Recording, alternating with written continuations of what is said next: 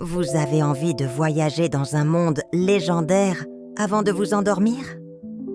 Ce soir, laissez-moi vous transporter dans l'une des plus grandes épopées de la mythologie grecque, celle d'Héraclès, un héros dont la force et le courage ont marqué les siècles et défié même les dieux.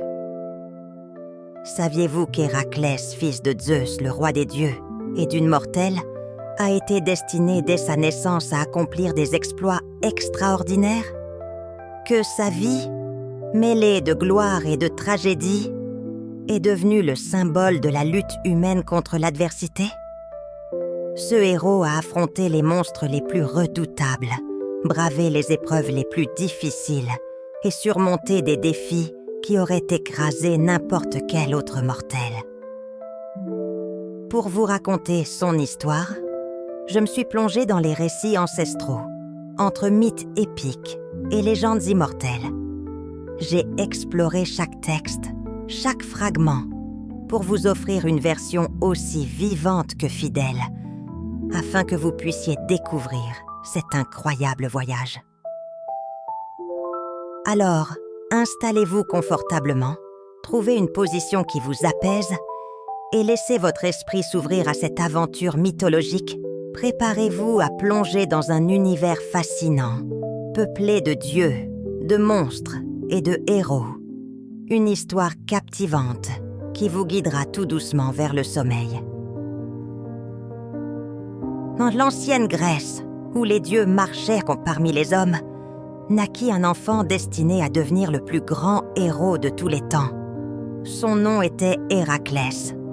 Héraclès était le fils de Zeus, le maître de l'Olympe, et d'Alcmène, une mortelle d'une beauté et d'une sagesse rare. Mais sa naissance n'était pas ordinaire. Pour séduire Alcmène, Zeus prit l'apparence de son mari et passa une nuit d'amour avec elle, prolongeant cette nuit magique pour qu'elle dure 3 jours entiers. Mais lorsque Héra, l'épouse jalouse de Zeus, apprit l'existence de cet enfant, sa colère fut terrible. Héra, consumée par l'envie, décida de se venger sur le bébé innocent. Peu après sa naissance, elle envoya 2 serpents venimeux dans son berceau. Pourtant, même à cet âge tendre, Héraclès démontra sa force extraordinaire. Quand les serpents s'approchèrent, il tendit ses petites mains potelées, attrapa les 2 créatures par le cou et les étrangla sans effort, sous les regards émerveillés de ses parents. Ainsi débuta la légende d'Héraclès. Mais ce n'était que le commencement d'une vie marquée par les épreuves et les triomphes, car la vengeance d'Héra ne faisait que commencer. Mais même les plus grands héros peuvent tomber, et la chute d'Héraclès fut aussi terrible que sa force était grande. Devenu adulte, Héraclès était admiré par tous pour sa bravoure, sa force et son charisme. Il se maria et fonda une famille, trouvant un bonheur simple et paisible. Mais Héra, toujours assoiffée de vengeance, frappa à nouveau. Elle envoya sur lui un accès de folie dévastateur. Dans cet état de confusion, Héraclès, incapable de distinguer la réalité de l'illusion, tua sa propre femme et ses enfants. Quand la folie se dissipa et qu'il prit conscience de son acte, Héraclès fut consumé par la douleur et le désespoir. Pour expier son crime, il consulta l'oracle de Delphes. La réponse fut implacable. Il devait se mettre au service du roi Eurysthée, son cousin lâche et cruel, et accomplir 12 travaux d'une difficulté inouïe. Ces travaux allaient tester non seulement sa force, mais aussi sa volonté et son âme. Ainsi commença l'Odyssée d'Héraclès, une série d'épreuves qui allaient mettre à l'épreuve non seulement sa force légendaire, mais aussi son esprit et son cœur. Le premier travail le conduisit à affronter le lion de Néméen, une bête monstrueuse à la peau invulnérable.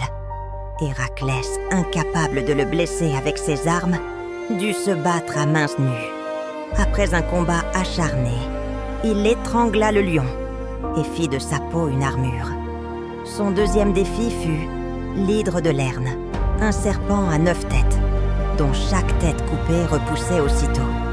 Aidé par son neveu Iolaos, il brûla les plaies pour empêcher les têtes de repousser, triomphant de cette créature redoutable. Puis vint la capture de la biche de Cérynie, une créature sacrée d'une vitesse extraordinaire. Héraclès poursuivit l'animal pendant une année entière avant de le capturer sans le blesser. Ensuite, il captura le sanglier d'Érymanthe, utilisant sa ruse pour piéger la bête dans la neige. Ses premiers travaux démontrèrent non seulement la force d'Héraclès, mais aussi son ingéniosité et sa patience. Héraclès allait bientôt découvrir que la vraie force ne réside pas toujours dans les muscles. Son 5e travail, nettoyer les écuries d'Augias en une seule journée, semblait impossible. Ces écuries n'avaient pas été nettoyées depuis des décennies. Mais Héraclès détourna 2 fleuves pour laver les écuries en un instant.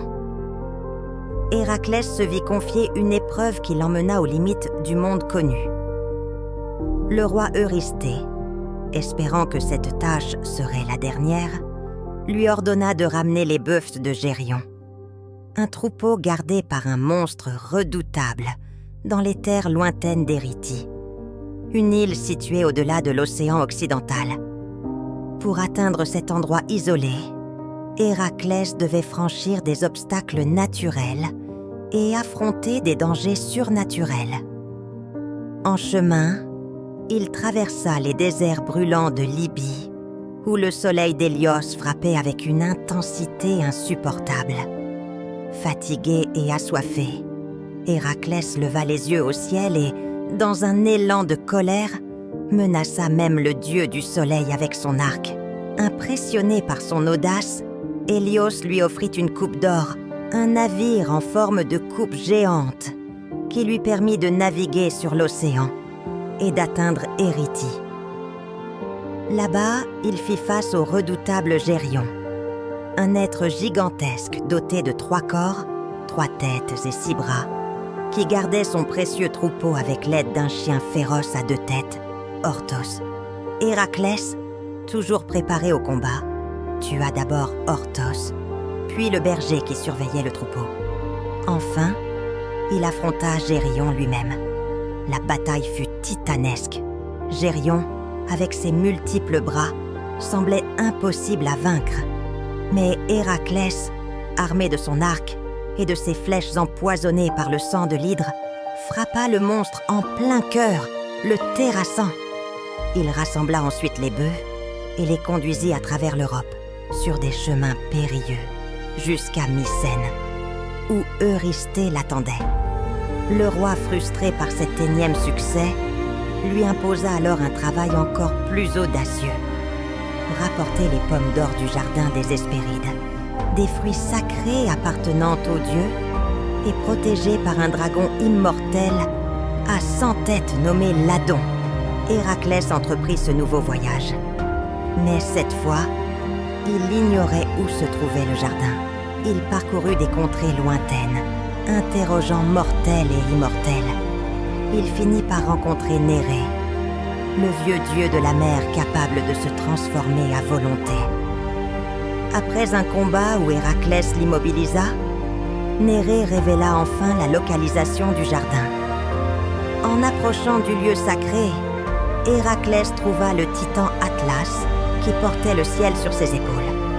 Avec ruse, Héraclès proposa à Atlas de l'aider à porter le fardeau du ciel, en échange de son aide pour récupérer les pommes. Atlas, ravi de se libérer de ce poids, accepta et partit chercher les fruits. Lorsqu'il revint, il proposa de rapporter lui-même les pommes à Eurysthée, laissant Héraclès porter le ciel à sa place. Mais Héraclès, plus malin, feignit d'accepter, demandant simplement à Atlas de tenir le ciel un instant pendant qu'il ajustait son fardeau. Dès qu'Atlas reprit sa position, Héraclès s'éclipsa avec les pommes, laissant le titan furieux mais impuissant. Eurysthée, terrifié par les fruits divins, refusa de les garder, et Héraclès les restitua finalement à Athéna, qui les ramena à leur place dans le jardin sacré. Enfin, pour son 12e et dernier travail, Eurysthée demanda à Héraclès d'accomplir l'impensable, descendre dans les enfers et ramener Cerbère, le redoutable chien à 3 têtes qui gardait l'entrée du royaume d'Hadès. Ce dernier travail n'était pas seulement une épreuve de force, mais un défi spirituel, car nul mortel ne revenait des enfers indemnes. Héraclès, fidèle à son courage, se présenta devant Hadès et Perséphone, les souverains du monde souterrain. Il leur demanda la permission d'emmener Cerbère. Hadès, impressionné par son audace, accepta à une condition. Héraclès devait maîtriser la bête sans utiliser d'armes, uniquement par sa force brute. Dans les sombres profondeurs des enfers, Héraclès trouva Cerbère, une créature imposante aux crocs acérés et à l'haleine empoisonnée. La lutte fut féroce. Cerbère, furieux, se débattait, ses 3 têtes mordant dans toutes les directions. Mais Héraclès, avec sa puissance surhumaine et sa détermination inébranlable, finit par dominer la bête, enroulant ses bras autour de son cou pour la maîtriser. Avec Cerbère enchaîné, il remonta à la surface et le présenta à Eurysthée. Mais, comme à son habitude, le roi fut pris de panique en voyant le gardien des enfers et ordonna qu'il soit immédiatement renvoyé à Hadès. Héraclès, fidèle à sa parole, ramena Cerbère aux enfers, mettant ainsi fin à sa série de travaux. Lorsque le dernier travail fut accompli, Héraclès se tint devant Eurysthée, triomphant. Le roi, bien que jaloux et amer, ne pouvait plus nier l'évidence. Héraclès avait non seulement accompli l'impossible, mais il avait également transformé sa souffrance en force, sa quête en rédemption. Les 12 travaux avaient refait de lui bien plus qu'un simple mortel. Ils l'avaient élevé au rang de légende. Un héros dont les exploits allaient être chantés et racontés à travers les âges. Héraclès, malgré les épreuves et les douleurs, s'était révélé comme l'incarnation de la persévérance, du courage et de l'ingéniosité, des qualités qui transcendent les limites de l'humanité. Et c'est ainsi que le voyage du plus grand héros de la Grèce antique s'acheva. Mais son héritage, lui, perdure encore.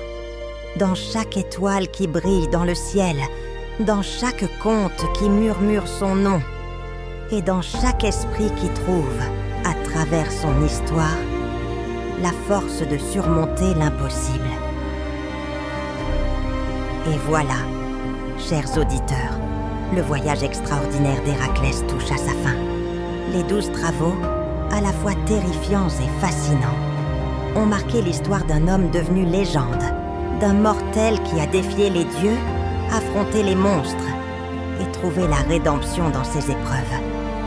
Alors que ces images de combats épiques et de triomphes héroïques se dissipent nocement dans votre esprit, laissez-vous porter par une sensation de calme et de sérénité. Prenez une grande inspiration, puis expirez lentement. Sentez la tension quitter votre corps, comme si chaque souffle emportait avec lui les tourments de la journée. Fermez doucement les yeux, si ce n'est déjà fait, et imaginez un ciel étoilé, comme celui sous lequel Héraclès a voyagé. Chaque étoile brille comme un souvenir, une promesse, que même dans les moments les plus sombres, la lumière peut toujours être trouvée. Vous êtes en sécurité ici, dans cet instant paisible, loin des combats et des tumultes. Laissez votre esprit flotter, libre comme une plume portée par le vent. Le murmure des légendes continue de résonner, doux et apaisant, comme une berceuse qui vous accompagne vers le sommeil. Bonne nuit, et souvenez-vous, comme Héraclès, vous aussi possédez une force intérieure, capable de surmonter toutes les épreuves. Reposez-vous, rêvez et retrouvez cette force demain, renouvelée et lumineuse. Faites de beaux rêves.